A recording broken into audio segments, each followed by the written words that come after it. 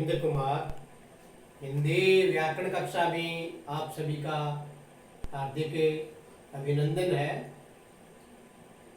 शब्द विचार के अंतर्गत अपन ने विकारी शब्द, संज्ञा, सर्वनाम, क्रिया, विशेषण इनके बारे में पढ़ा। आज है अविकारी शब्द, जिनको अव्यय शब्द भी कहते हैं। अविकारी, अधन विकारी।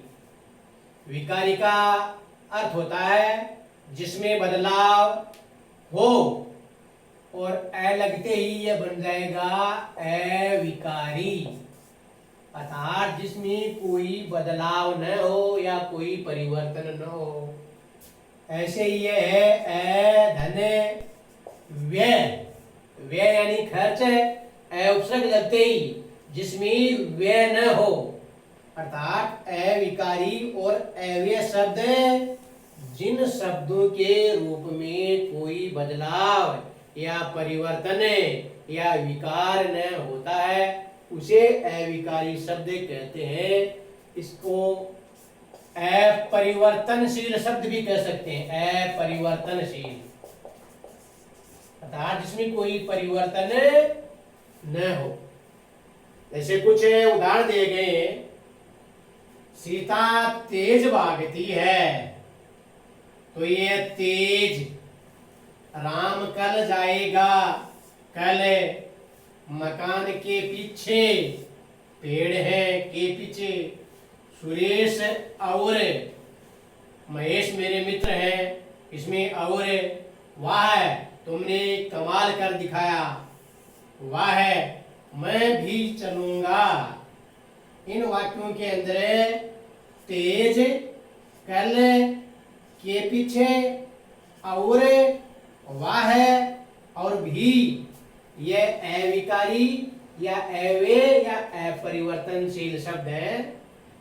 इनको अपन कहीं भी लिखे, चाहे एक वचन बहुवचन में लिखे, पुल्लिंग स्त्रीलिंग में ले, किसी भी कारक व काल में इनको काम में ले, इनके रूप के अंदर कोई बदलाव अर्थात विकार नहीं होगा, इसलिए इनको अविकारी, अव्यय या अपरिवर्तनशील शब्द कहते हैं।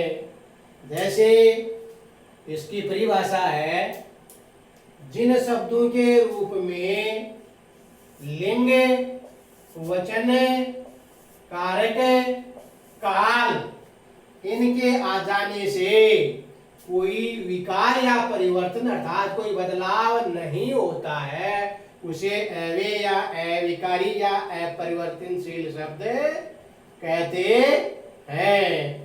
जैसे सीता कल जाएगी, इसमें यह अविकारी शब्द कल है, तो सीता स्त्रीलिंग है। इसको ऐसे अपन बोलेंगे भाई मोहन कल जाएगा, तो लिंग बदल गया लेकिन कल नहीं बदला।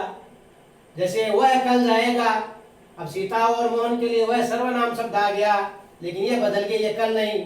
वे कल जाएंगे, मैं कल जाऊंगा, वचन बदल गया, लिंग बदल गया, लेकिन यह कल नहीं बदला। इसलिए ऐसे जो शब्द होते हैं उनको अविकारी या अव्यय शब्द कहते हैं।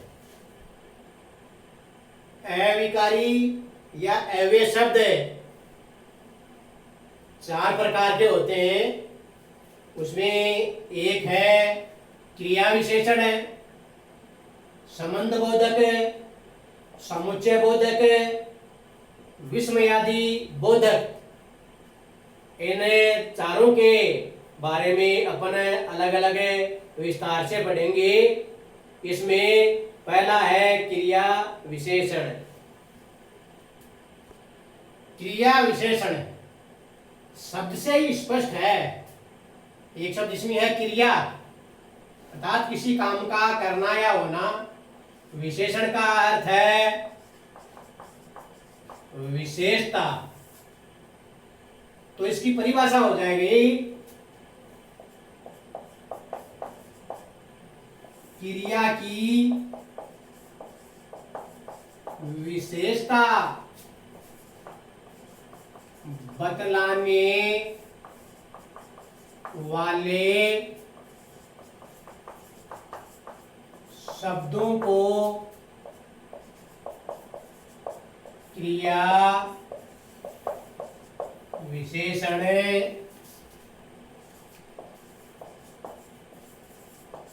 कहते हैं।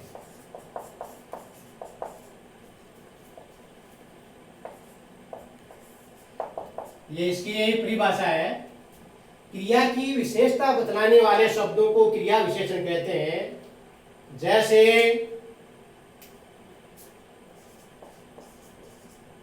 पंखा धीरे चलता है। पंखा इसमें करता है या ये संज्ञा है। चलता है ये क्या है, क्रिया है। अब इसकी विशेषता बताई है, कैसा चलता है वो, धीरे चलता है। इसलिए क्रिया की जो शब्द विशेषता बताते हैं उनको क्रिया विशेषण कहते हैं। जैसे राम यहां बैठा है। अब राम करता या संज्ञा, बैठा है क्रिया। अब इसकी विशेषता है वो यहां बैठा है, इस स्थान पर बैठा है। तो यहां शब्द क्या है, क्रिया विशेषण है। तो क्रिया की विशेषता बतलाने वाले शब्दों को क्रिया विशेषण कहते हैं। क्रिया विशेषण के 4 भेद होते हैं। पहला है इसके अंदर, इसके 4 भेद है। क्रिया विशेषण के 4 भेद। पहला कालवाचक क्रिया विशेषण। दूसरा स्थानवाचक क्रिया विशेषण। तीसरा परिमाणवाचक क्रिया विशेषण। और चौथा रीतिवाचक क्रिया विशेषण। अर्थात क्रिया विशेषण के ये 4 भेद हैं। कालवाचक क्रिया विशेषण, स्थानवाचक क्रिया विशेषण, परिमाणवाचक क्रिया विशेषण, रीतिवाचक क्रिया विशेषण। कालवाचक क्रिया विशेषण। काल का शाब्दिक अर्थ होता है समय। तो वे क्रिया विशेषण है जो क्रिया के काल अर्थात समय की विशेषता बताते हैं, उन्हें कालवाचक विशेषण क्रिया विशेषण कहते हैं। दूसरे रूप में इसको यूं भी कह सकते हैं, वे अव्यय या वे अविकारी या वे अपरिवर्तनशील शब्द जो क्रिया के होने या करने के समय का ज्ञान कराते हैं, उन्हें कालवाचक क्रिया विशेषण कहते हैं। तो इसमें ये शब्द आ जाएंगे बाद में है, पहले, कल, आज, प्राय, प्रतिदिन, सदा, अब, तब, लगातार, कब, परसों। ये इस कालवाचक क्रिया विशेषण के उदाहरण हैं। अब कुछ उदाहरण दिए गए, जैसे वह प्रतिदिन विद्यालय जाता है। तो यह प्रतिदिन, ये काल की विशेषता बता दी। तुम जयपुर कब, ये कब समय को इंगित करता है। सुरेंद्र परसों आएगा। सदा, हमेशा सत्य बोलो। राम कल समय का इंगित करता है। मैं बाद में आऊंगा, तो बाद में है, कल है, सदा है, परसों है, कब है, प्रतिदिन है। ये जो क्रिया है उसके काल की विशेषता बताते हैं। तो वे क्रिया विशेषण है जो क्रिया के काल अर्थात समय की विशेषता बतलाते हैं, उन्हें कालवाचक क्रिया विशेषण कहते हैं। क्रिया विशेषण का दूसरा भेद है स्थानवाचक क्रिया विशेषण। जैसे नाम से स्पष्ट है, स्थान अर्थात जगह है की विशेषता बताते हैं।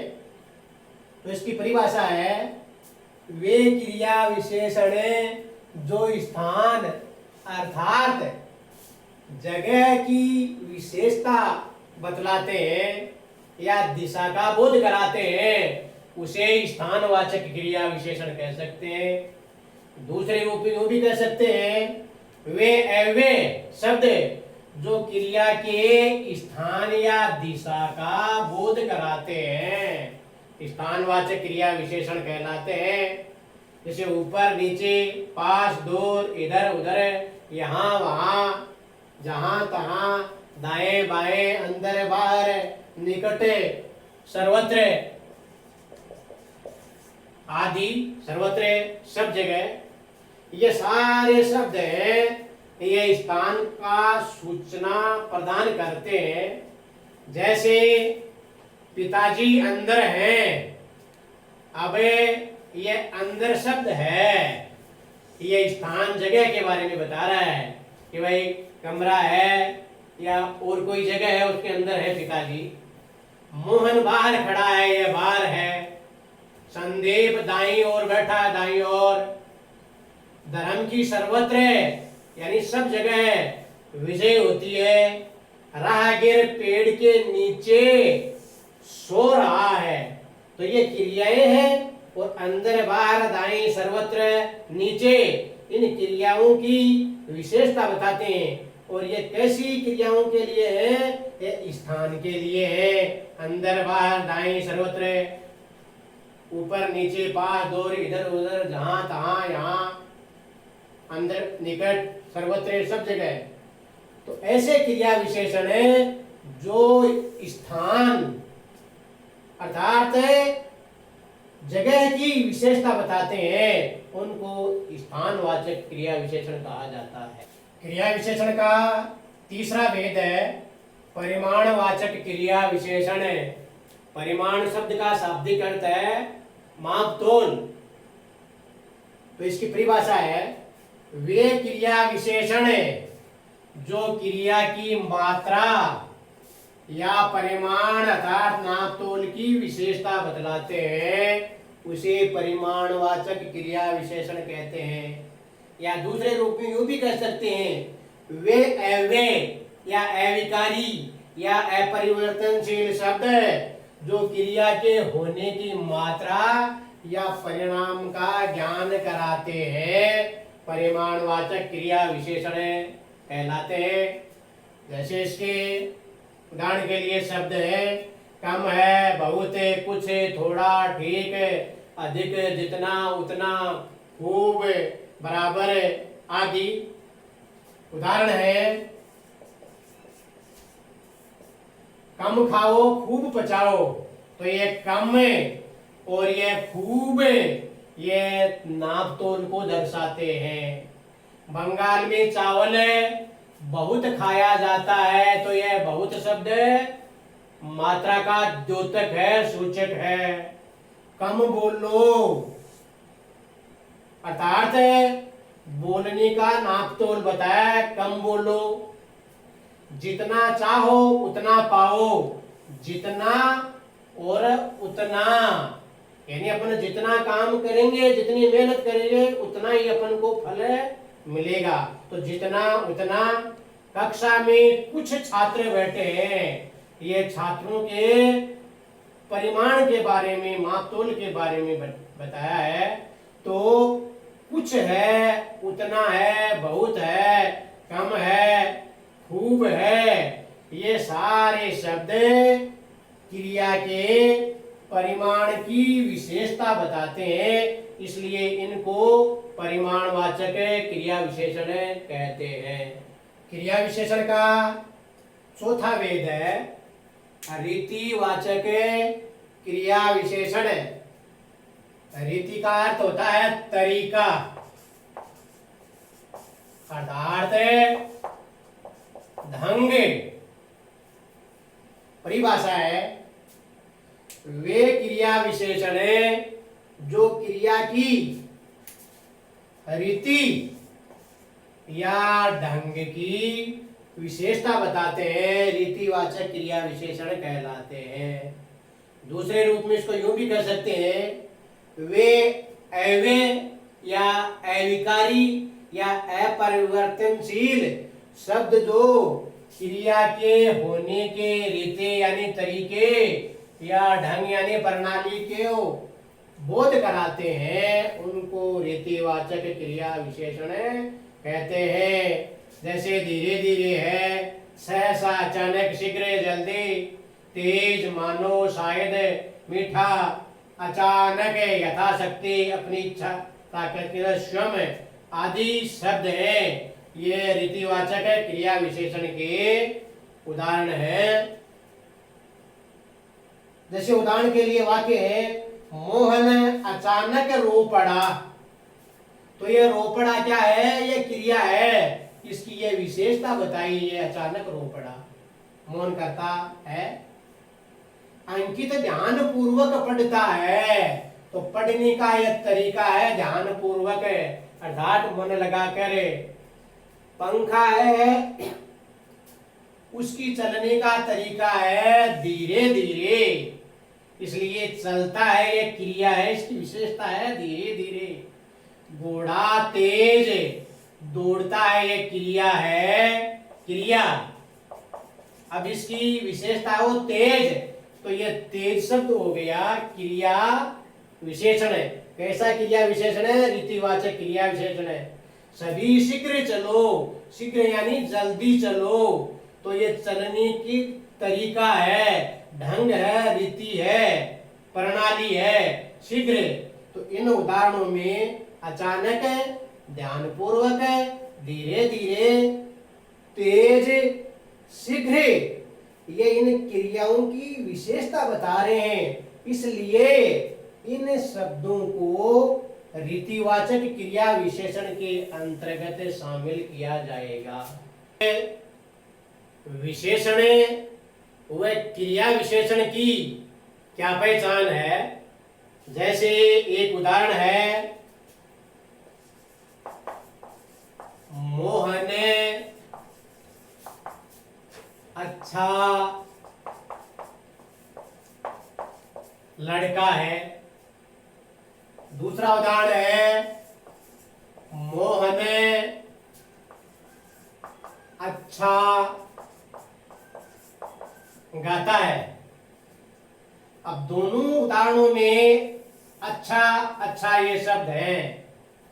यहां ये अच्छा है, ये तो है विशेषण है, और ये यहां जो अच्छा शब्द है ये है क्रिया विशेषण।